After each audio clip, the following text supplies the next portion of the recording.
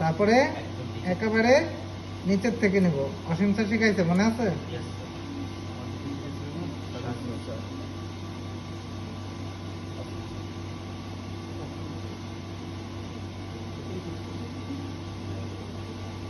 এখন আবার ধরো একটু সাইডের থেকে নেব, 1 থেকে 2 গ্রামের মধ্যে নিব। তো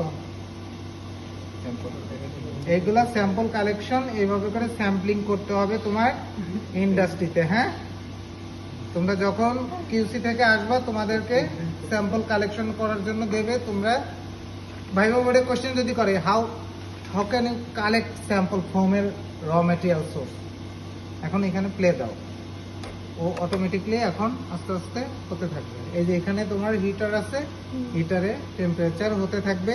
এখানে একটা প্লেট দেওয়া আছে যেটার উপরে ভাতের মতো, আর এখানে ভাত থেকে ধোয়া উঠতেছে। তার মানে এইখানে যতটুকু পানি আছে, এই যে পানি ততটুকু বের হয়ে যেতেছে।